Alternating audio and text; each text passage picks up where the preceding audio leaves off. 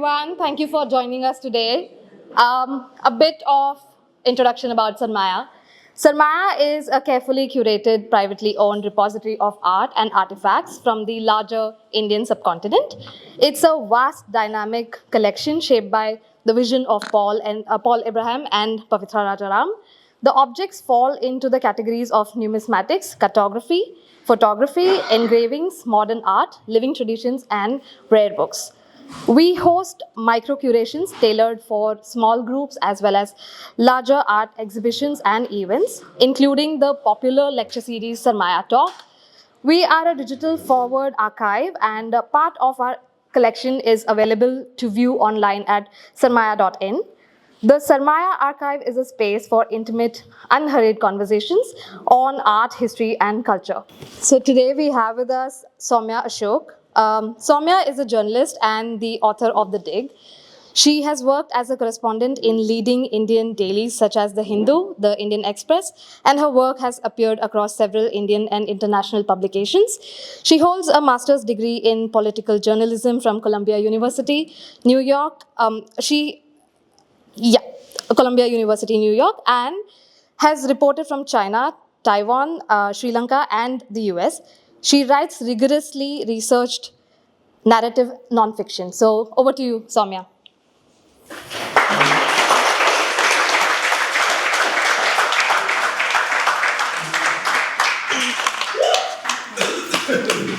I'm really happy that ate into my 40 minutes, right? So it's shorter than. Hi, thank you all so very much for choosing to spend your Saturday evening here with me. And I'm really excited to be at Sowmiya Arts Foundation. Can you hear me? Can you hear me? Is that better? Can you turn up the volume on the mic? Yeah. Thank you. Can you try now? One sec. Quick. Yeah. Is that better? Yeah? So thanks again for having me. And when Komal wrote to me to invite me to speak here, I really had no idea that Sowmiya was run by my cousin, brother-in-law, and my cousin, Paul and Pavitra. I don't think any of us made this connection till much later, so this isn't nepotism for sure. This is my first book talk, or rather any talk in Mumbai. I've spent very little time in the city. The only reason I've come here before is I came for a Backstreet Boys concert and for an INLAC scholarship interview that I didn't get. I've also never seen any of the museums, so this is my first time in a museum. It's very odd that I haven't seen any museums in the city because the way I de-stress in life is by going to a museum and spending hours taking pictures. Over the last 2 months, my day job is not that of a writer. I think of myself as a saleswoman. I have gone from one city after another, convincing people that you must buy my book, The Dig, Keeladi and the Politics of India's Past. And I really hope by the end of this hour, I will convert some of you into customers. There's a bookstall right there, so please support me. As I said, I haven't really done these book talks before. So far, all that I've done are discussions. Although 2 weeks ago, I gave a lecture in a bar in Chennai, which was fun because most of them are potentially borderline tipsy, which today I noticed there's no alcohol here, so this is a tougher crowd, so please, bear with me. This is more of a storytelling session. I am not an academic. I'm a journalist. I don't know how else to tell stories apart from trying to make it interesting and putting people in it. So what I'm going to present over the next 40 minutes, I suppose, or less, would be to sort of help you see how this topic or the way we look at the past is so interconnected with people who live today. The idea of we all live in a space, we occupy the space in India, where we have a constant sort of interaction with the past, and how we interpret it is really the whole point of my book. I wanted to start with the title of the book, The Dig. The number of emails I've got over the last 2 months pointing out that this is a Netflix film by the same name. And that Netflix film is about a 1939 excavation that happens in England. And if you've seen the film, it's the self-taught archaeologist is Ralph Fiennes, and he does such a good job of unearthing the 7th century Anglo-Saxon ship.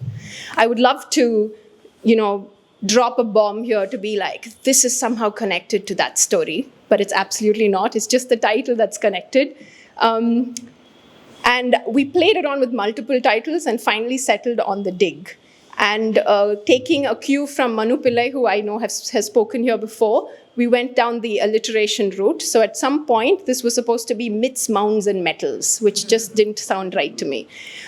This title came from a long-form piece I wrote in 2021 for 52.in, an online magazine, a wonderful online magazine, that was brought out from this very city by one of the best editors I have worked with, Supriya Nair, who's in the audience today. Thank you for coming.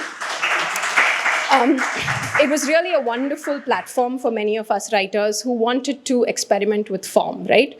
Long-form spaces in journalism is non-existent in India. And this not only offered us a wonderful sort of platform, it gave us excellent editorial support and resources if we wanted to travel to any of these places. So 52.in funded my first ever visit to Keeladi when I first started this journey. When I was approached by them in the heart of lockdown in 2020, I immediately thought of the Keeladi excavations. Sorry, I keep switching between Keeladi, which is the English way of saying it, and Keeladi, which is the Tamil way of saying it. Both are fine. I have been told off in Tamil Nadu for saying Keeladi, so I'm going to stick to Keeladi because we're speaking in English today. When I was approached for ideas for this long-form platform, I thought of these excavations because it had happened so close to home. I live and work, and I was born and brought up in Chennai, and I had seen these excavations. I read about them in the paper in 2015 in Times of India, and thought, how exciting, there's something like this so close to home. Now, if you think of it, Madurai is about 8 hours by road, 4.5 or 5 hours if you drive really fast, and Keeladi is just 12 kilometers from Madurai. So if you ask me, my association with Madurai would be from the first day I went to Keeladi, which is December 2020. If you ask my party, my grandmother, she'll say I was dragged to Madurai as a child when I was 5 years old in a minibus with the rest of my family, with a dabba full of idlis for all of us to share. Like many of us, we've all been dragged to temple towns and made to stand in the heat and listen to songs and pray to the goddess. I apparently went to Madurai too. But in my opinion, I went to Madurai 2020, and the first place I went to was to a konar mess. If you know Madurai, Madurai is linked with food, and Madurai is linked with mutton. And someone gave me a tip. Go to this specific konar mess and eat the curry dosai there. So the first introduction to Madurai was me trying to navigate the heat and the chaos behind the Periyar bus stand by just trying to cross the road to the konar mess, climb up to the first floor, and sat down to eat this incredible curry dosai, which I tried to pair with a Pepsi and got told off by the waiter. And he said, no, you don't do that here, just eat the curry dosai separately.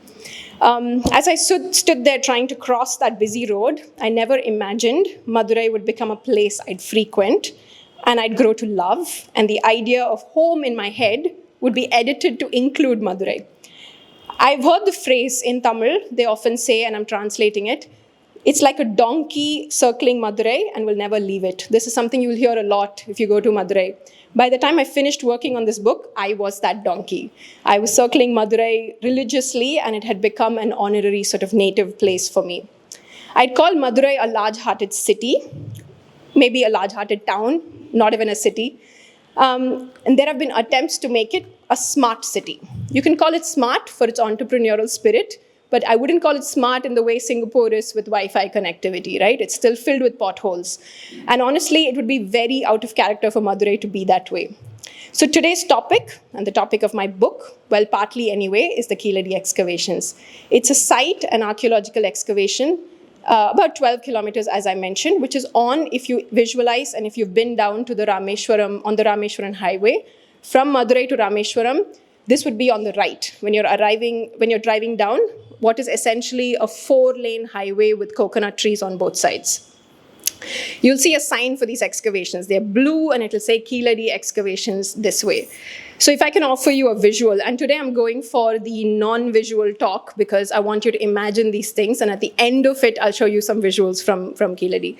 So if you think of a coconut grove, you can think of any coconut grove that you know. It's stunning. You walk in, the temperature drops, and in my mind, an Ilayaraja song switches on in my head. It could be anything for you, A.R. Rahman, Arjit Singh, whatever you like. For me, it was a specific Ilayaraja song. And when I went there, expecting this full dig to be taking place, I saw one archaeologist tent. And I remember calling Supriya and saying, that's all I saw. There was nobody else there, right?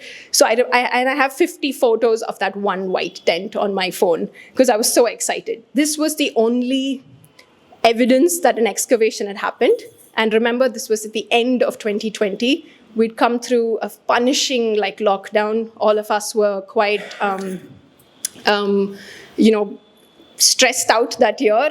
And COVID also impacted archaeological work. So by this stage, that is 2020, the Archaeological Survey of India, which had discovered Keeladi, had given up the excavations, and now the Tamil Nadu State Department of Archaeology, which continues to excavate there, had taken over. When I first encountered these excavations, I must admit even in that story, if you do go read it today, I was a bit of a fangirl, like the rest of Tamil Nadu. It was super exciting to see these excavations. I had read about Harappa and Mohenjo-daro in those dreary post-lunch hours when history is always taught to you in that, I don't know why they chose that hour, but it was always after lunch, at least in my school. And only when the Great Bath or the granary showed up, I would be like, oh my God, these guys were cool, whoever these guys were, right? So to me, seeing these, I wouldn't say an equivalent, but seeing something similar, at least in look and feel, in Tamil Nadu was hugely exciting. But even today, 10 years after the dig started, we know very little about what Keeladi is. Only 10% of the mound has been excavated. There's a lot more work to be done. And unfortunately, this topic has been taken over by politics. So I'll get into it in a bit. On that first visit, I got to know something else as well. I got to meet who is called a Maduraikaran. Now, a Maduraikaran is a resident of Madurai, a person who's devoted to the city, who genuinely loves and cares for it. So the person who first showed me around Keeladi was Madan. He was my good friend who today, he and I, our primary form of communication is sending each other voice notes and Vadivel memes. If you know Vadivel, he's a Tamil comedian, so our entire discussion happens only through these memes. Madan is a person who went to Keeladi completely by his own sort of free will when he first heard about them because he just felt so strongly about it. He spent a lot of time with the archaeologists, so when he walked me around, he had all the vocabulary of the archaeologists because he had heard it so many times. And he was walking me around as if he was the archaeologist, which was really lovely. And he told me when he first came to the site, he thought he was going to see this wonderful nagaram or township under this coconut grove.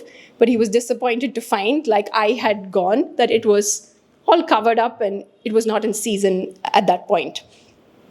But how was Keeladi discovered? Let's sort of go back to November 2013. So you would have heard this name in the news, Amarnath Ramakrishna. He's been in the news a fair bit. He's a person who's employed by the Archaeological Survey of India. He goes to Mysore, to the excavation branch office. He walks in to find 2 assistant archaeologists waiting for him and an office clerk and a rickety desk. And they all sit around this desk to figure out what happens next. So with archaeological explorations, the first step is to figure out where do you want to go to dig. And Amarnath had come to this office with the idea that large excavations in India were reserved for North India, that nothing as big had happened in South India. And this was not odd because after independence, where we lost 2 of our wonderful sites to Pakistan, Harappa and Mohenjo-daro, there was a lot of concerted effort to look for Harappan sites on the Indian side of the border. So archaeologists fanned out across North Indian river valley systems to try and dig out what could be termed a Harappan site. So in that process, a lot of the rest of the country was not entirely ignored, I would say, but sort of put on the back burner for later sort of investigations. So here was this group sitting around this table having a chat. And a lot of what they were, and I wanted to say a lot of what I am saying today is actually borrowed knowledge from me interviewing and reporting on this for 3 years. So I'm speaking with some authority because it comes from a place where I have mined. And if you speak to Amarnath today, and I believe he said this on stage, that in Tamil he said, oh, this girl, she's come and bugged me for 3 years. Because I've spent a lot of time with many people asking them to recollect specific things about what happened back then. So here was this group in Mysore sitting around this table having a conversation about where can they go, what is the scenario in southern India, what are we looking at, what is that we should be looking at, what is our quest, what is this research question we are trying to answer. And the context, as I said, was you had all these sites in northern India, let's look for something similar. So one of them perks up one of his colleagues and says, why don't we explore around the Vaigai River? Now, the Vaigai River cuts across Tamil Nadu and cuts across the ancient, wonderful city of Madurai. So we're back in Madurai. And Madurai has always intrigued archaeologists. It has been inhabited from the 3rd century BCE, more or less. And the problem with Madurai is you can't send everybody out of Madurai to dig under Madurai today because it is filled up. If you've been there, it's filled with humans from across the country. You'll see so many pilgrims who are coming in from around the country. I think I've heard so many different languages as I walked around that space every time I visited. But it's impossible to get people to move, get folks to move out of Madurai for an archaeologist to investigate under the city. And even if they did, the likelihood of them finding something is very minimal because you have so many buildings that have probably already taken off a lot of the material evidence that is needed to look under Madurai. One of the things I also learned was archaeologists choose their home states to go to investigate. Just like journalists, I guess. I would be better off reporting in Tamil Nadu because I speak Tamil very well. I somehow managed to survive Delhi for 7 years with my very broken Hindi. Thanks to, at some level, I felt like I understood Modi so well because I just used to sit in BJP press conferences and write down Hindi words. But it just makes sense that when you know a culture and you know a language, it works better for you. So the same thing can apply to archaeology. So all of these men were from Tamil Nadu. They decided, let's just go there and it'll be easier for us to investigate. So what they ended up doing was to go on expedition. And an expedition is essentially a bunch of, in this case, men with a whole bunch of tools that they have, which could be anything from notebooks, pickaxes, binoculars, camera, a theodolite, which is what you use to measure elevation, and a whole bunch of other things packed into a car and setting off to the upper reaches of the Vaigai River. What they also did is to rely on Sangam literature. Now, Sangam literature is this sort of rich vein of indigenous literature that evolved in the Tamil region, in the ancient Tamil region, which is Kerala and Tamil Nadu. And it offered, you can think of it as a olden day Google Maps, a very rudimentary Google Maps, right? So years of expedition based on Sangam texts had led archaeologists directly to ancient structures. In the early explorations, this is how they discovered dyeing vats of the Sangam Chola capital of Urayur, the semicircular brick structures at the Chola port of Puhar, the brick pavements at the Chera capital of Karur, and the iron furnaces and bead-making center of Kodumanal. Now, Kodumanal is a site in western Tamil Nadu, and the person who went to dig there, Professor Rajan, who is an excellent Tamil archaeologist, told me, and it's quoted in the book, that he read this one line in Sangam literature which mentioned beads, and he went and looked it up, and he found hundreds of beads coming out of that particular site. So, armed with, well-versed in Paripadal, which is an anthology of poems that describes the Vaigai really well, describes the Madurai region really well, and holding on to toposite maps, which the team got from Koramangala, one of the Geological Survey of India offices. They paid, I think, 350 rupees for it. They start going on expedition. And the expedition began on the upper reaches of the Vaigai. And they start to go down the river, but in a zigzag sort of way, because it doesn't make sense to go down the whole way one side and then come back up. So along the way, they did an excellent sort of documentation of everything that they saw. Now, just to go back, if I can take a minute more about the Sangam text, it divides the Tamil landscape actually into different Thinais. And these are Kurunji, Mullai, Marudam, Neidal, and Palai. Now, Thinais are landscapes that set the sort of poetic mood for these poems. The hills are Kurunji, pastures and woods for Mullai, countryside and plains for Marudam, and the seaside for Neidal. Palai is a slightly altered category, referring both to the wilderness as well as the dried up Kurunji and Mullai land during hot summers. So in these landscapes, the Sangam poets had written like incredible poetry. For a woman in 2025 reading these, it's a bit tricky to navigate because a lot of it is women pining for men, which I find quite frustrating. But I mean, we're living a new world where we don't need men anymore. But a lot of this is, for instance, Kurunji is where two people are in love, right? Marudam, like Keeladi, would be the Marudam riverine space where the man is chilling with another woman and the wife is sulking. And then in another setup in Natal, she's waiting for her man to return. So it's quite wonderful that the Sangam poems sort of divide up that space into Agam and Puram. Agam is love poetry, Puram is war poetry. And these have very strict rules. Agam doesn't name anybody. If you have a name in these poems, they become Puram poems. So you really have like thousands of poetry lines waiting to be discovered. And that kind of became the foundation of this expedition in a way. The fact that a lot of these archaeologists read this and then go out on expedition sort of became the basis. It was the initial, like I mentioned, the Google map, or like journalists do, we go to the internet and look up the first thing, what can we find on this topic? It was similar. I remember speaking about this to someone and asking them, oh, so is it that the poet was in that specific landscape and this is how they felt about their partner? And the person was like, not really, it's just how it was, right? There wasn't really like a reason for it. So I was joking, and there is a frivolous joke about this in my book, which I won't reveal in chapter 2. Go look for it. So the group starts to go down the Vaigai. Everywhere they stop, they find a whole heap of things, from menhirs to urn burials to inscribed pottery to iron slags. In one place, a tree had fallen over and they found gold coins under it, and those gold coins were inscribed.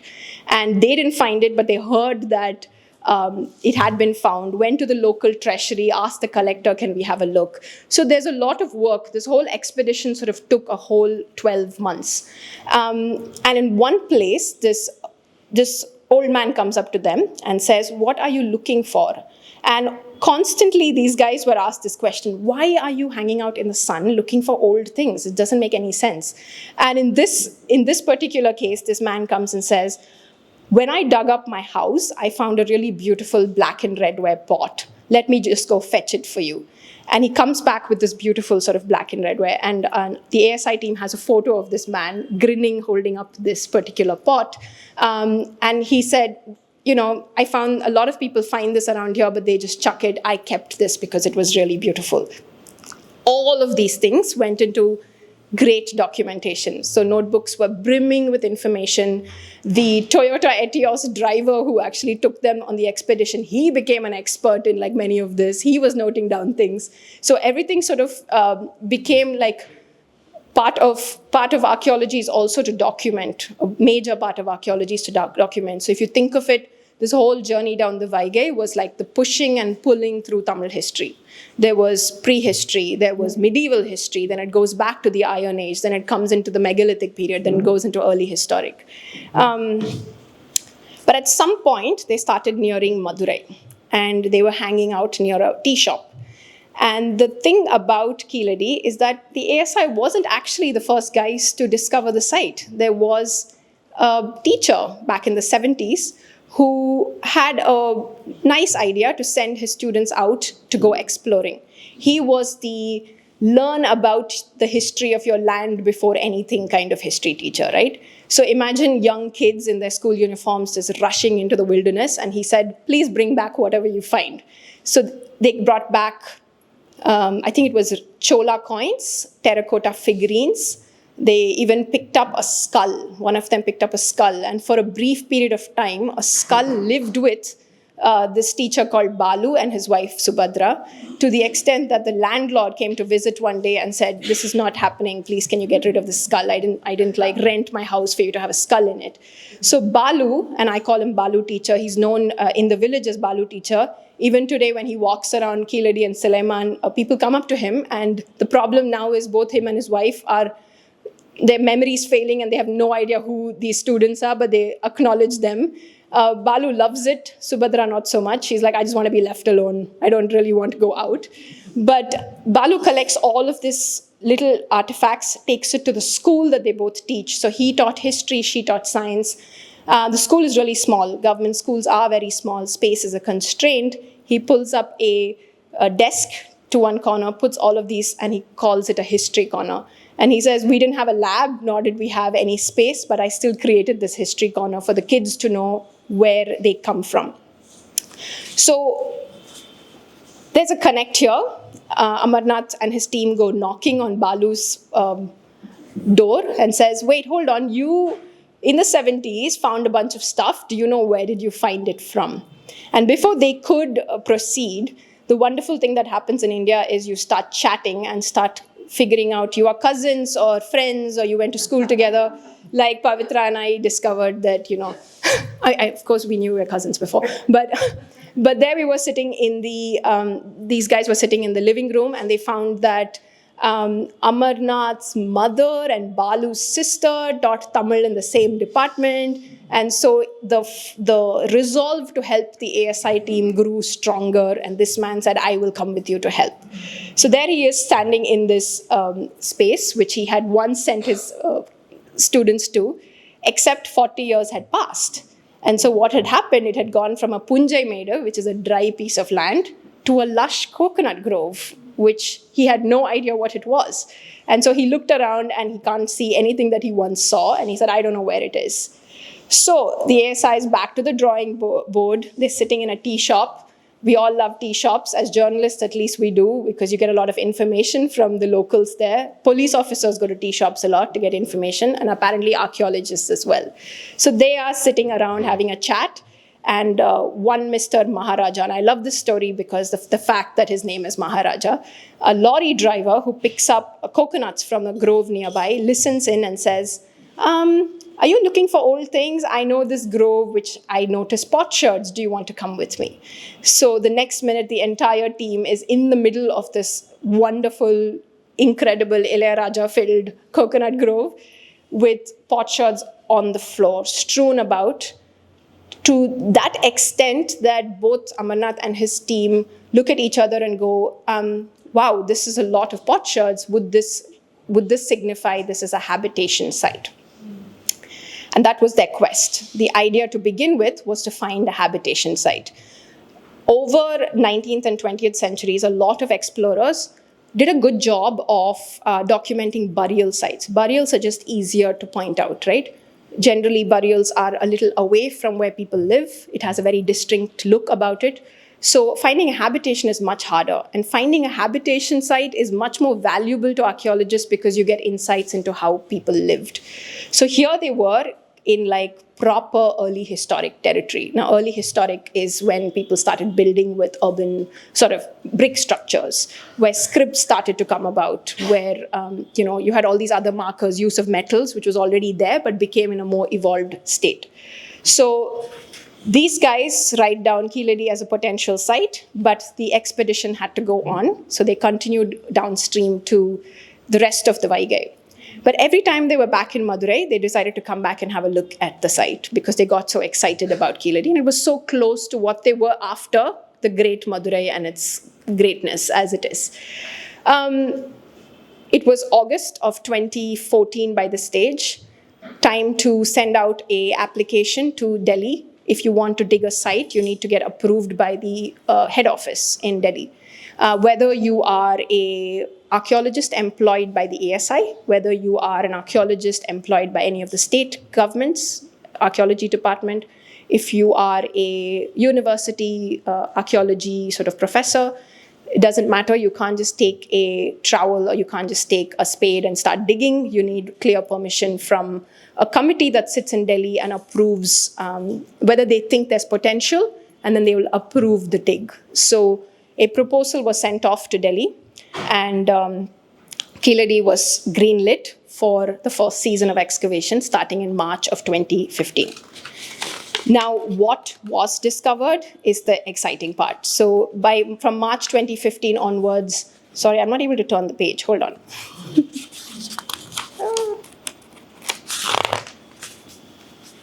Now it just gets into like random things that I can't understand.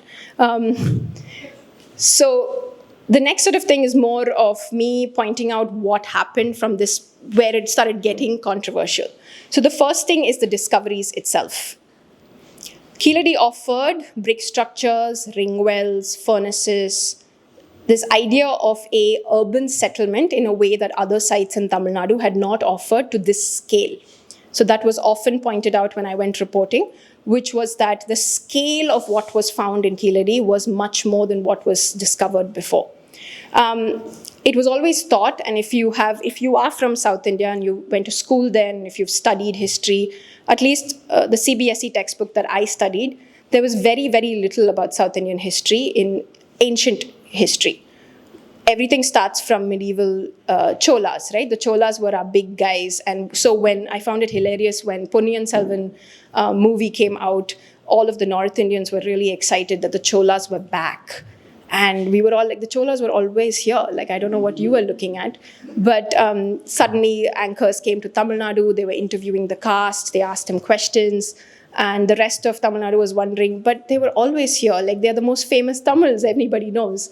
But what happened in ancient India was always a question mark. Who lived here? What was the sort of demographics, I guess? And one thing that was often seen is that this region, the South Indian region, had several groups, bands of inhabitants without an established culture or permanent settlement. That was all that was known of them, that they were just sort of these itinerant sort of humans who just wandered around, but there was nothing known about them. This particular site, when it was discovered, offered a certain tangible story of what that looked like. What could this history have looked like? Who were these people who built with bricks in a space which was often too hot to build with bricks, right? If you think of southern India, it's hot and humid. Would you really live in a concrete structure if you had the choice? We do now, but perhaps they didn't back then. But does that mean you are not urbanized? Who sets these definitions? Was all these questions that came up. An interesting sort of anecdote I heard was also about Rajendra Chola. You have a temple that he built, but do we know where he lived? And they are excavating the Maligai Meda site where Rajendra Chola's palace was. And they found that the base structure is made of stone, but the rest is sort of missing. It could have been timber, it could have been cloth. So were we then building with different materials, and would that still classify as being urban? The other exciting thing that came out of this site was inscribed potsherds. A lot of inscribed potsherds. So one of the theories that was doing the rounds at this stage was people were purchasing these pots and writing their names on them as a sign of ownership. And I don't know about here, but in Tamil Nadu, we still have this custom of I think we still have it across India, where you customize your vessels, right? Like especially I think when you get married, they're given, I don't know, I'm not married, I don't know what, but I guess you're given a whole bunch of things from your house and you've got initials on it. So that sort of, this idea of using a pot for ownership purposes to use it was really, really exciting. But the story of how they discovered that first inscribed potsherd was quite fascinating too.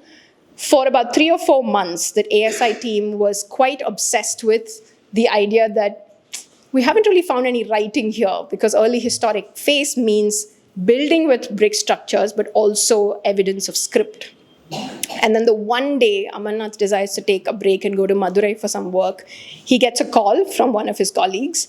who says, "Sir, come back, like odane vanga, like come back immediately." And he rushes back, and he's joined by the epigraphist of that team. Epigraphist is person who reads inscriptions. The person I write about in the book, Mr. Vedachalam, is the person who actually launched my book in Chennai 2 months ago. He is an excellent Pandya scholar. He studies the Pandyan region so wonderfully well that I once watched him take a phone call where the person was describing to him something like a banyan tree and a river. That's all I heard. And he knew exactly where that location was. So he was the kind of guy who reads Southern Tamil Nadu like an X-ray. He could be sitting anywhere and he knows who's talking about what. So there was Vedachalam, there was Amarnath, there were his colleagues, and the first Tamil Brahmi inscribed potsherd comes out of the ground, and it's documented wonderfully. The way that potsherds are cleaned in these sites, and I tried this in Rakhigarhi when I visited, is it's muddy. So you dip it in a bucket of water, and then you take a toothbrush without any chemicals, without any soap, and you just sort of take the sand off it so that you can read it more clearly. So in Keeladi came a bunch of inscribed potsherds, and the cool thing about some of these names were they were Sangam names from the poetry. So there was a connect there that perhaps this was in fact a Sangamera site. And often these terms were used very loosely. So archaeologists would say, let's just call these a Sangamera site because it sort of falls into that time period. But here was a site, in a sense, offering tangible proof that, wait, hold on, what we find in the poetry is actually also what we see on ground. The other exciting thing is that this sparked a certain pride among Tamil people. So at this stage, when it was named a Sangamera site, there was another comparison being made, that in the newspapers, we read about Keeladi as a Harappa-like structures, or as big as Mohenjo-daro. You would have heard about this. That really propelled Keeladi into something else altogether. People started coming to the site expecting huge things, looking at it with a fondness and adoration. I discovered people who'd come there for dates. They would sit on the mound and have a date together. I once watched a man walk around it and coming up with the most bizarre story to his friend about how a queen once lived there. So everyone took ownership of the site in their own way. Others came with questions of, is there religion? Is there caste? What can I infer from this site? So in a sense, what was not found kind of also became the story. The political story here was what was not found. There was no direct connection with any of the Vedic sites in northern India. And that sparked a huge sort of excitement in Tamil Nadu, that this was an independent culture. I have to say that, and I'm saying this very, okay, it's going to be recorded. I'm saying this very openly. There is a difference in the initial wording of what Keeladi was to what it is today. It was very freely called a civilization at one point. That terminology has shifted over the years because the state government is thinking of a lot more scientific approach to things and going away from the narratives that was being built around it. But in the initial days, this was the Keeladi civilization, or the Vaigai River Valley civilization, which was very openly used. And there's a lot of questions from outside Tamil Nadu on whether this would classify as a civilization in its own, or was it just an independent culture? So what was not found in Keeladi became big news. A lot of people were excited by the idea that here was a site that came up completely different, far away from North India. It offered a space and legitimacy to what is essentially people who are from that region. So it fit very beautifully. If you can just see the timeline, Amarnath and his team walked down the Vaigai River, 2014. You know who got elected in May 2014. And then 2015, they discover brick structures and inscribed potsherds. It becomes a Sangamera site. By 2017, the Kaveri issue is at its incredible. Tamil Nadu and Karnataka are constantly yelling at each other over the Kaveri. That year, that sparked up again. At that specific point, when a dig happens, there are seasons, right? It goes from a specific month because of the rain. So you'll have to pack up the site before it starts pouring. So in Tamil Nadu, that season runs from just after Pongal, which is January, to about September. So when the digs and the artifacts, the dig was starting to like wind down for 2016, the artifacts were put into boxes to be taken to the excavation office in Karnataka to document it. There was a PIL that was filed to stop this from being taken across state borders. Because of course, in modern India, if you discover something in one state, it belongs firmly into the modern borders of that state. Because, of course, right? So there was a lot of protest on site. A lot of people came and stopped this truck from being taken out of this village. It became a huge controversy. Politicians started giving bites, getting involved. I write about it in the book as a whole bunch of politicians shared space on the Keeladi mound, all shouting higher than the other. By early 2017, the worst thing happens. Amarnath Ramakrishna gets transferred out of Keeladi. And that's it. If you give something like that to Tamil people, we'd go nuts. And that's exactly what happened. But you have to remember, 2017, January was one other protest, Jallikattu. The government, the court had already banned what was essentially a traditional bull vaulting sport in Tamil Nadu. Second point, sending the archaeologist out to faraway Assam was just bad form, and that's it. So between January and March, you had two incidents that really speaked what is essentially the Keeladi story and the emotion of it. And you're hitting the heart of Tamil Nadu, cultural capital of Tamil Nadu, Madurai. Back to Madurai, the Sangam sort of headquarters, and people were really pissed off that this was happening. So there, Amarnath gets shipped off. I won't let you, again, read the book for more nuggets on that. It's a bit more complicated than what I'm saying. And a new person comes in to take his place. He writes off saying, there's nothing exciting about this site, I'm out of here. And the court offers the site to the Tamil Nadu government and says, would you like to continue these excavations? Now, the Tamil Nadu government at the time was under the ADMK, not under DMK as we have it today. Before Jayalalitha died in 2016, she was quite excited about these excavations and sort of pushed for the government to get involved. By 2017, she had long passed by then, the TNSTA first documents the artifacts that came out of there and then officially takes over the site in 2018. So everything that you see today, all the news comes from the Tamil Nadu State Department of Archaeology and their findings. Now, one of the things that really also sparked curiosity about this was the connections with Harappa. Yes, you cannot at all compare the timelines. Harappa is much, much older than Keeladi. Anyone telling you otherwise just doesn't know their history. But there were certain signs that could be seen as similar, which the state government is doing a lot of work on right now, which is graffiti signs. So what is coming out of, megalithic sites in Tamil Nadu, the graffiti symbols? They have made a comparison with Indus signs and to try and show that there is a sort of like at least when it comes to visually similarity. Nisha Yadav's in the audience. She's quoted in my book and has excellent things to say about, she studies the Indus signs and scripts, so please follow her work. So that was one point of excitement, that do we see the similarity with Harappa? But the story, again, gets more and more complicated for two reasons. One, Amarnath writes an excavation report, and that starts getting questioned for its legitimacy. One of the things he says in that is the Keeladi site is as old as the 8th century BCE. So the first controversy mid last year, was the ASI pushes back and says, we've had two scholars vet this report, and we don't agree with the 8th century date. So we need to be substantiated by radiocarbon dating, which you haven't done. His argument to that was there were structures in the way. So it was hard to scoop out carbon when there are structures in that. So again, if you understand Tamil, a good resource for that would be a BBC Tamil interview that he gave last year.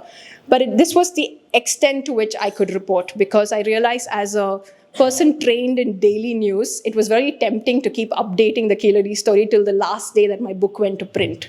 So too much to my annoyance of my editor, who I would say, I just have one little thing. I saw in the Times of India yesterday that this little detail, and she's like, I'm done. Like, you need to stop. So May last year was where I cut off the story. And my contribution to the story was that at least I'm offering you some context, that from May onwards, if you read the paper, you'll have some understanding of what happened till that point. But the Tamil Nadu State Department of Archaeology has taken it upon itself now to find more about Tamil region past, right? And we now in Tamil Nadu, we are digging in 7 or 8 sites, and it's a wide variety of sites. So one of the big things that has happened, and I think of this as the before Keeladi and the after Keeladi effect. And one of the people who is at the helm of things is this IAS officer called Mr. Uday Chandran, T. Uday Chandran. He is the Commissioner of Archaeology in Tamil Nadu. And I write in the book of a before Uday Chandran and an after Uday Chandran phase, because he has really pumped a lot of money into excavations. He sends out archaeologists to different parts of the state. And so the story has gone further than Keeladi just in the last 5 years. It has progressed to different sort of megalithic sites. It's progressed to the Iron Age. So if you've noticed, last January, there was a stunning headlines from Tamil Nadu where we have discovered the oldest Iron Age site in the entire world, not even just in Tamil Nadu, not in India, the entire world. So that is because a group was sent off to deep into southern Tamil Nadu. So I don't know if any of you have visited Tirunelveli. Has anyone been to Tirunelveli and eaten the halwa there? That's their only. Have you lined up? Yeah, exactly. So close to Tirunelveli, after you're done visiting the temple and eating the halwa, if you take an auto out, you go to Adichanallur, which is an incredible Iron Age burial site. And if you read about it, this is one of the earliest excavations in India during like the British colonial time as well. And they found these 3-tiered burial chambers. It's stunning when you go there. And it's a megalithic site. It's wonderfully done. And one of the archaeologists there was telling me how every time they try to figure out the people who lived there, the past inhabitant always throws a curveball at them. Because just when they're like, okay, this looks similar to that, but that guy is missing a little patch of his bone. What does that mean? So it keeps going back to, can you really know the past well? However much you try, is it possible to get a full, complete picture of who you really are from, back then? So the thing about Adichanallur is it offered a space, look into iron technology from that time. But the site that has become older is termed as the oldest, is the Shivagalai site. Now, Shivagalai is about 16 kilometers, I think, from Adichanallur. And they found iron objects there, which is like chisels and axes and knives and so on, which is on par in terms of timeline with the Harappans. So we are not just talking about, is urbanization the same time period as the Gangetic Plains? Now we're talking about, were they contemporaneous with the Harappans at one point? And one of the theories for this, which I found quite exciting, was how did people come down from the Harappan region to the southern part, right? So one criticism when people offer this, that when the Harappan civilization declined and people moved to the Gangetic Plain, that's when the second urbanization happened, and then everything came down after that. Here, there's a group that says, no, when the Harappan's civilization declined, people started moving south too. And one of the criticisms for that from the archaeological community is, but where are the sites? Like, we've not found anything on the land route. So here's an alternative. Perhaps they came by sea, is what some people feel as well. So did they take ships, and did they come all the way down to the tip to, Thoothukudi, the Korkai port, and then Korkai is also close to Shivagalai. So are we looking at a place where it was Harappans who were familiar with metallurgy, who were familiar with smelting copper, showing up in this region and looking for the best use of the ore they found, and that's how they smelted iron. So with this particular excavation, a lot more needs to be studied. The state government is putting in a lot of energy into trying and understanding it, and even analyzing the metal of these old artifacts. But hey, the Harappans have actually already been spoken for, because North India exists and the ASI exists, and they have a different version of the story. Should I be controversial and be like, do you think the Aryans came into India? Well, in between 2003 and 2005, the ASI had a controversial project called the Saraswati Heritage Project. And its aim was to debunk the Aryan migration theory. This suggested that the Indo-Aryan language speakers were part of a larger group of migrants who originally lived in the central steppe and migrated into the subcontinent around the 2000 BCE to 1500 BCE time bracket. Now, this project was a way to push back the date of the Vedic culture to an earlier period, while creating a new archeo-ethnic category called the Vedic Harappans. Now, this was a way to claim that the Aryans was an indigenously born group who composed the Vedas, built chariots, spoke Sanskrit, and spread their language and culture to faraway lands from India. In the middle of all this sits an ancient skeleton in Rakhigarhi. So in the book, I take you to Rakhigarhi as well, because it was important to understand why do we so freely make these comparisons in Tamil Nadu with the Indus sites, and what do those Indus sites offer us? So I think I went on 2 visits to Rakhigarhi to try and understand this sort of story behind this one ancient DNA skeleton that we have from that site, and what does that tell us about genetics and our past and science. So it's a complicated story that is very clear on paper. I think Naresh is here. Scroll did an excellent piece about this years ago when this controversy came out. Both the scientific papers that were released in 2019 very, very clearly tells you that this subcontinent is made of this wonderful mixture of people who came in different sort of waves. But there was an interesting press conference that took place on September 6th, 2019, where the person who's in charge, and I won't name him, you can go have a look, he's in my book anyway, and he says exactly the opposite of what those papers suggest. So one of the things I tried to capture in this reporting was, how does the internet play a role in our versions of history? And how what is scientific research may not make sense to you and me, but the place where we go to access information about that is the internet. And the internet is definitely not reliable always. The other thing I tried to show is, if I was sitting in, because North Indians, if they had to access the Keeladi site, would likely Google us to understand what Keeladi is. Let me sort of return the favor by Googling them to see what I can understand of their sites as well. So I try to reconstruct what you would get if you looked up certain excavations on YouTube and what the narrative then sounded like. And just as there is a criticism that Keeladi is being made into a Sangamera site by retrofitting sort of tangible artifacts into these literary texts, in the north, you have the same thing happening, but with religious sort of the epics, right? So the Mahabharata is a great example, and the Sinoli excavations that took place in western UP is a great example of how these two things are being joined together. So a nice resource for this would be The Secrets of Sinoli. It's a wonderful Discovery Plus web series, I would say. I wouldn't call it a docu-series. It's definitely fictional. Sorry, am I going to get in trouble for this? I think so. Can you edit all of these parts when you upload? So that you have Manoj Bajpayee in a CGI chariot making you believe that this is a Mahabharata site. And the most striking thing for me from that documentary is that everyone who's in that documentary are men. And pretty much everybody in the story that I tried to tell you are men. There are women in my book, and that was a very conscious decision because I had to go look for them. It is not the case that when you go look for your history and your ancient past, somehow men end up being the gatekeepers of all this information that is filtered to you. So it's really important, I feel. One is to try and understand, how do we process our history? Where does that come from? Who gets to write it? And secondly, what are they trying to tell us? And why are they trying to tell us what they're trying to tell us?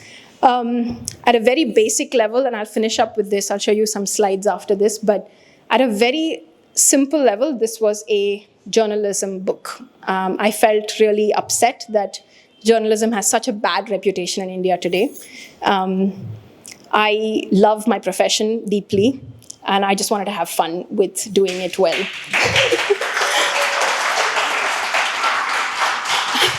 And I also aspire to be a stand-up comic, so there are a lot of jokes in my book. It's doing well. Like, people are really into my jokes, which I'm really happy about.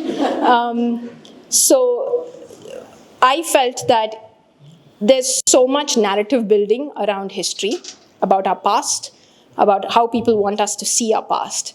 And the only way to make sense of this is to be a journalist about it. I have said this multiple times. If you go to my Twitter, it'll say Tamil. I'm very, very proudly Tamil. There's no denying it. But I have tried to keep that aside in this book as I try to report. I have spoken to as many people as I can to get a sense of how big and complicated this world of ancient past is, and how it's kind of futile to try and figure out who came first, because we're really a mixed bag of wonderful people. And the only way we work well is if we work well together. It just doesn't make sense otherwise. It's never been the case that we've managed to be so parochial, right? So to me, this was, for me, very much my love for journalism and my love for travel. So this book is a travelogue in parts. It's a place where I'm figuring out for myself, where did I come from, which is a question we all have. Where did we all come from? And the most exciting thing for me in that was, I came from a small 2-bedroom apartment in Besanagar in Chennai. My grandfather's house, my maternal grandfather's house, he bought it as a civil engineer in the early 70s. Just before he died, he walked me around the neighborhood and he said, I could have bought one of these bigger ones, but I had committed to that house, so I couldn't go back on my word. So we ended up living in a smaller place. But that was it. My origin story, everything I thought was me, was that particular house. My grandparents, my sister and I lived there together. There's a teak tree in the backyard. There is a transistor radio that was always switched on at 5 a.m. and a washing machine that never worked. So this was my entire life at one point. Till I started this book, I didn't realize how far back our origins go, how complicated it is, how connected it is. But wherever I went, I found two things. People were either convinced this is where I came from, or were really curious about this is where I came from. And I think that is how the Keeladi excavation sort of fit into this sort of scheme of public imagination. It became a space of love and adoration because it offered a story for a lot of people, offered them an anchor and origin story. And to me, it offered a really complicated book and a very fun book. I know the story. So what the story is not, this book is not, it's unfinished. It's definitely not a complete story. What I've offered you is a slice of the Keeladi story. It is definitely not a complete story because the excavations are still on. And I feel like if a journalist waits for a story to finish, then we would never write anything. So this felt like the right time to at least provide some clarity in all of this narrative building. So that's pretty much from me, and I will show you some slides very, very quickly. Okay. So this is an aerial view of the Keeladi coconut grove, and this is all from the TNSTA. All these photos are credited to the Tamil Nadu government. This is a brick structure, and you can see urns on both sides. There are bowls, like big sort of vessels on both sides. A lot of these vessels and old artifacts are displayed in the Keeladi Museum right now. Ringwell to the right, and a closer look at the brick structures. Another wonderful ringwell. Another ringwell. a terracotta figurine, which you can see in the Keeladi Museum. It's really quite tiny. This looks really huge, but it's quite cute and small. Side view of it. An ivory dice, one of my favorite things from Keeladi. It's really beautiful. The next picture is, I got it off the internet. I couldn't find the original one, but these are all ivory dice from Keeladi.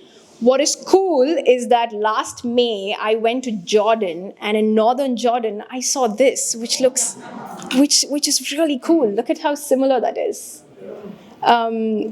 And I was obviously, like I said, I de-stress in a museum, so I spent like 3 hours taking 50,000 photos of this. This is what you use. It's like a needle from the ancient times. So this is sort of given evidence that it could have been a textile unit where there was weaving and there was dyeing of clothes, and that these clothes were then sort of exported out, because it's a cotton growing area, exported out of the ports to take it to different parts. So one of the things that I should have mentioned is also that this region was trading heavily with the Romans back then. So the Romans also feature in the Sangam poets and Sangam poems, and some of these foreigners even become like what I find very cool, bouncers for many of these kings. So they became like these sentinels who won't let people into the palace. These are spindle whorls, also used for textiles. These are gamesman pieces, so these are chess pieces that came out of Keeladi. This is the Kondagai site. So next to Keeladi is a burial site called Kondagai, which is offering insights into the people who lived there, because they pulled out skeleton remains from there. There are different versions of skeleton remains. One was in these urns, like this. The other was sort of surface burials. They found even children, like smaller bodies that indicated there were children there. Currently what's happening is they're trying to collect ancient DNA samples from this and try and see if they can trace it back to figure out who they were. The Madurai Kamaraj University and a university in the UK have tried to recreate this. I wish I had a picture, damn. And recreated a sort of a modern version of this, and how would people have looked using like faciocranial something. Go look it up.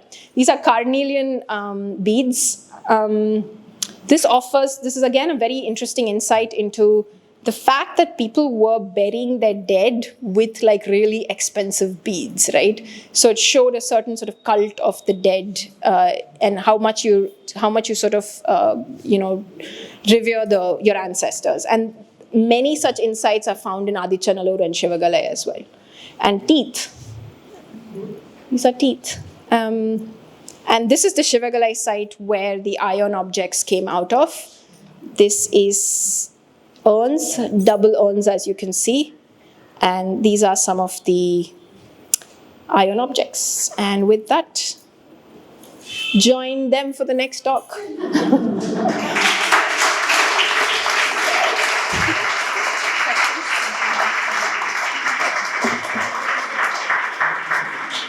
Hello, we'd like to open the floor for any questions that people might have. Sowmiya, that was a wonderful talk. Thank you. We came to know several things.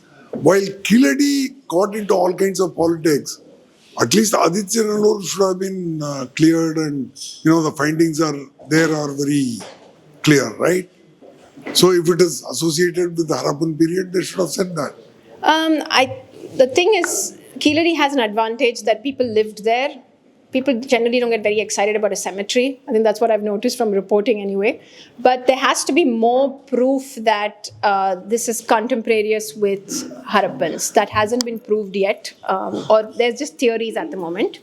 Also, the Adichanallur site was dug by the ASI, and the Keeladi site is dug by the TNSTA. So there is politics in that, who gets to dig where.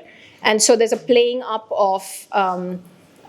so if you look at it, there's also like the politics of museums happening in southern Tamil Nadu right now, because the ASI wanted to set up a Adichanallur museum, but the state government beat them to it by setting up a Porunai museum just 2 months ago, where they have quickly put together, I think 55 crores or something, and pulled out all the artifacts from the southern belt and put that into a museum. And the elections are coming up in a month, so it had to be done super fast. So good question, but I feel like you cannot nail the Harappa Connect yet, so it'll probably happen. Where is Mr. Amarnath now? He is in Delhi in the NMMA in Greater Noida, which from Tamil Nadu is very far away. Sorry? Stand up, no? Yeah, that's the controversy. So the report was submitted to the ASI in January 2023. It still hasn't been released. It's 700 odd pages, if I remember right. The controversy is around whether it can be taken seriously. And the problem is now that the Keeladi story is being reduced to an employer and an employee. And so they're going after his particular excavation report. There was an internal committee that met earlier this year, which again criticized the findings. So right now we have no idea when the report will come. I also found that the ASI is waiting for, through news reporting, the print had a piece about how the ASI is waiting for a printer that they have put in, like a request for, and that is delaying any kind of reports being published. What seems to be the point of controversy? About the 8th century date, whether that can be taken seriously. The 8th century date doesn't have a carbon dated sort of report attached to it. So the main point of contention is, does Keeladi go back that early? So did the state government, after the state government took over the site, did they attempt to do any kind of dating? Carbon dating? They have dated the potsherds, the inscribed potsherds that came out of there. That has been dated to the 6th century BCE, which is seen to be earlier than when Ashoka started writing his edicts. So the point of celebration in Tamil Nadu is that we started to write before the rest of you did. Yes. Hi, what a fun and fascinating talk. Congratulations. Thank you. I'm sure the book is equally fun and fascinating. These questions might have preempted what I was going to ask, but I noticed that you didn't use any dates in your talk just now. And I'm sure the book helps to explain why I know that archaeology and its relationship to dating can be tentative. But was that deliberate, that you didn't introduce, when we read the news and press reports that come out of the ASI, it's often an archaeologist saying, we found proof that this is from 2500 BCE. And that just makes a headline. Yeah. So where did you end up standing vis-a-vis dating and archaeology? So it's all in my book for sure. There's a lot of dates in the book. I have to admit, I've been speaking about this for 2 months. I think I just forgot to put in dates. Sorry, guys. I'm a bit tired. I've been saying the same thing and I don't even know what I'm saying anymore. But Not a good thing to say to us. No, I'm joking, of course. I spent 3 days doing this. Stand-up comic. With the dates, a lot of it is definitely in the book. I do feel like I set out today to tell you the story of the site rather than get bogged down with what is the technical aspects of it. I think that sometimes those technicalities are better registered and digested when you read them. So that was the reason for it. But I was obviously joking. Thank you, Raghu. Yes. Big question as well. I thought a woman should ask you a question on the mic. Could you tell us a little bit about the last 2 months and the response that you've seen? Particularly, I know a lot of people who are really, really invested in this story in Tamil Nadu. Keep an eye on your work. What's the reaction been like? And if you choose to go there, and if it's not too early days, I'd love to know how it contrasts and compares with the reactions from elsewhere in India. So a week before the launch, it struck me that I have written about the most emotional thing that I could write about in Tamil Nadu. It freaked me out. A week after, I was interviewed in the News Minute, and that had a lot of pushback from Tamil communities or other people who consume information in Tamil. Because I think I have tried to be a journalist through this whole process, and I refuse to make statements that some people would like to hear, which is some X is bad, Y is good. this is how we should think of this is not how we should think of that. So I think the fact that I haven't taken a stand in the book even, I have tried to be, I wouldn't say neutral, but I definitely have tried to give you as much an offering that you can make up your mind as to what you think it is. That has sort of not gone down well with certain people in Tamil Nadu. But I expected a lot more pushback, so I was pretty surprised that was the only thing that people were upset about. My book is going to get translated into Tamil, so I think the sparks will fly once more people read it in Tamil. What has the response been elsewhere? I think Kerala and Karnataka have been like huge. Kerala has, then again, I had a session with Manu Pillai, which really helped. He's the heartthrob of Kerala, so he offered me the space to speak, and it was really wonderful. The North, I have not heard anything from any of the officials or the authorities, but every other day I get a sweet message from somebody who identifies as North Indian and who thanks me for writing this book. So, and that's, I think, the biggest response for me. Maybe I'm not looking to get recognized by the top archaeologists in this country, but the sweetest response I got so far is a young man who read my book on his bus ride from Salem to Coimbatore, and who finished the book right when he hit Kodumanal, which is one of the sites I mentioned, and sent me a picture from that bus journey and said, "Akka, I just finished your book, and this is what I think about it." So, oh, sorry. Okay, sure. Yeah, so I think it's been really lovely to get young people write to me, and especially at a time when I was constantly told books are not being read, people don't read, people don't have the patience. So, yeah. Sowmiya, I had a question, which is that, you also mentioned the internet and sort of how we consume and how we look at things. So I'm curious to understand that in the context of the time period of Keeladi, what was going on in the rest of the world? Right. Like what was happening in Egypt? What was happening? Like what was going on? And is there a story also sitting, or a way to kind of tell the story also in the context of what else was happening? So I would connect that to the site of Muziris or Pattanam in Kerala, which had a really great insight into the Indian Ocean trade at the time. So there was a lot of people, and you would have read in the news recently that they had found Tamil, Brahmi, Prakrit and Sanskrit scripts in the Valley of Kings tomb in Egypt. So people were traveling back and forth between Red Sea and the Indian Ocean region.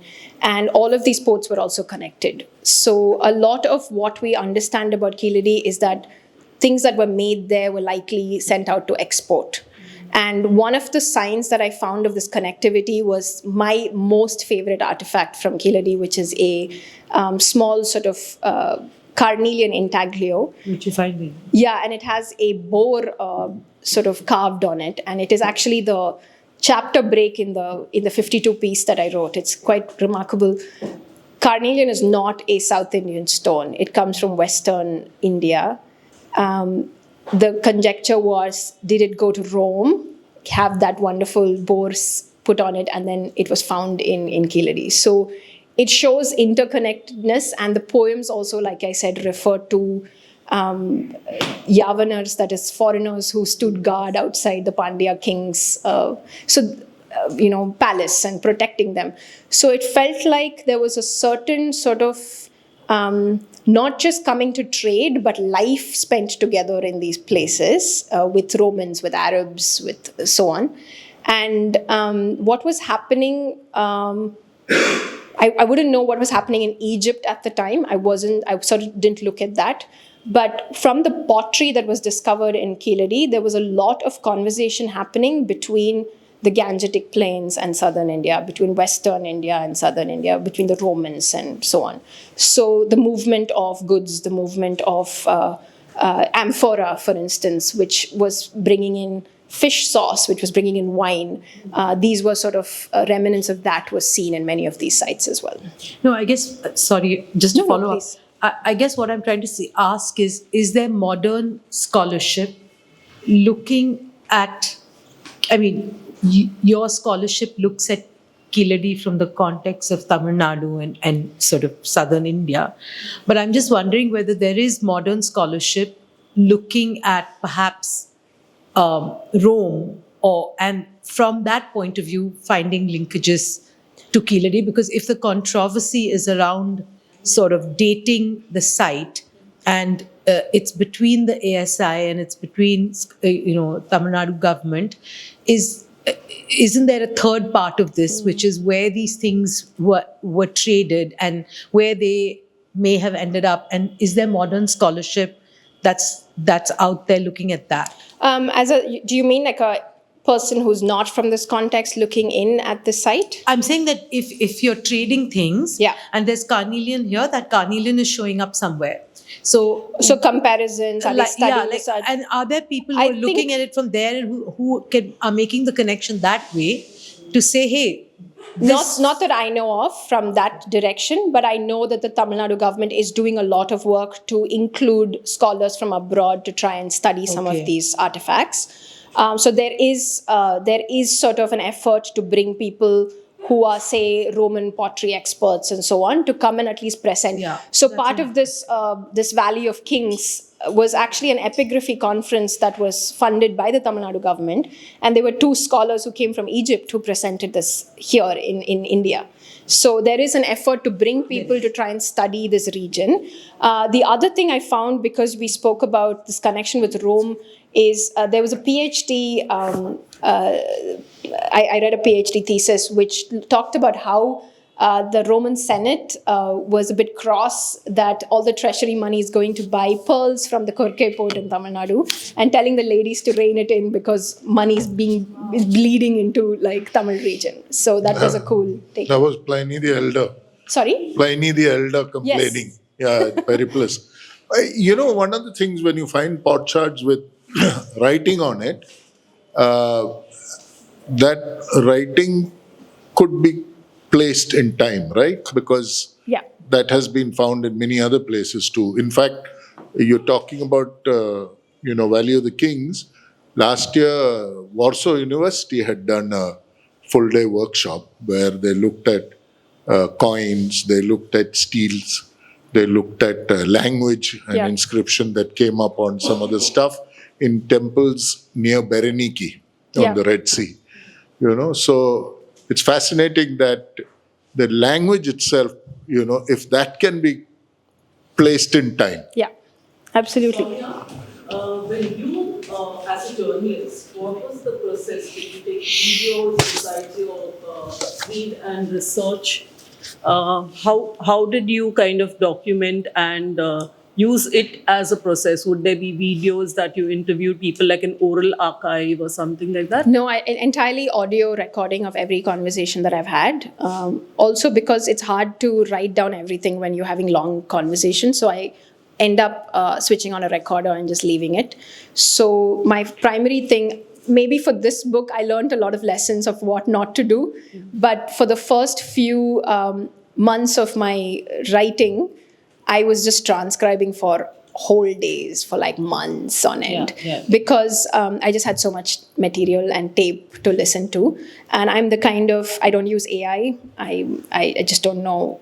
I don't know if it'll be reliable when I was referring it as a process, perhaps, for creating a documentary. Oh, for sure. I don't do. See, the thing with when you're a print reporter, I think you're trained to sort of listen.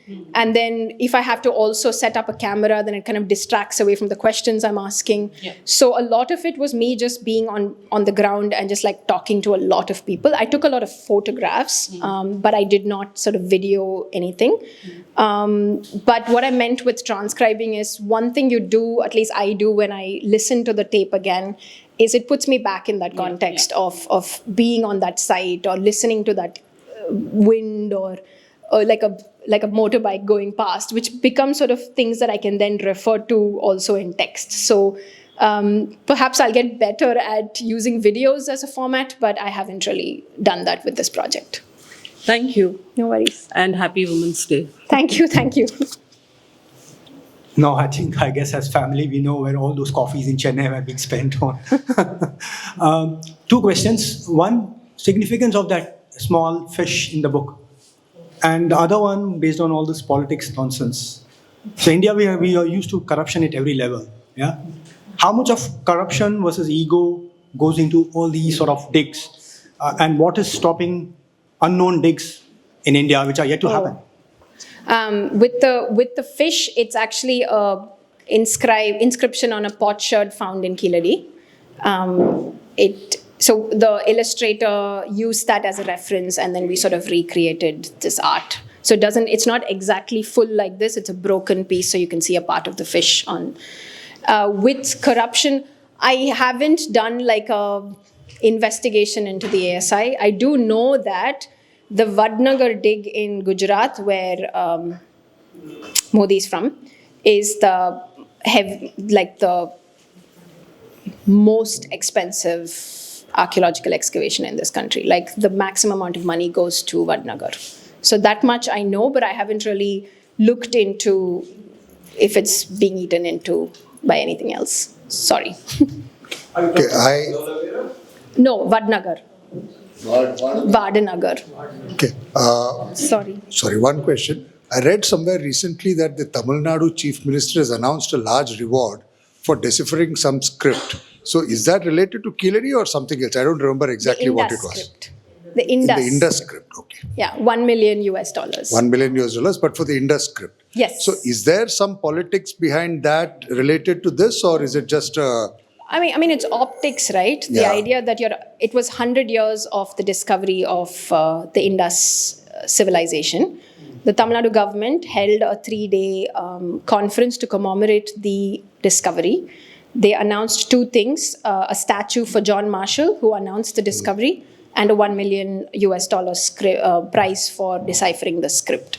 So these were both made as a very pointed sort of thing that Tamil Nadu is taking this seriously, that we feel strongly about the Harappan civilization. And the statue has come up outside the Egmore Museum. So if you come to Chennai, you can see John Marshall in stone.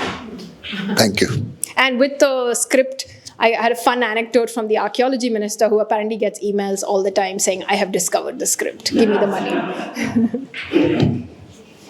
Okay, any more questions? Otherwise, we just conclude this session.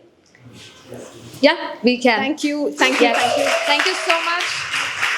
Thank you. I'm really, really grateful. And this was, in fact, I just asked the Sowmiya team if I can call this my book launch. So thank you for letting me introduce the dig to Mumbai. I'm really happy to be here. And thank you so much to Pavitra and Paul.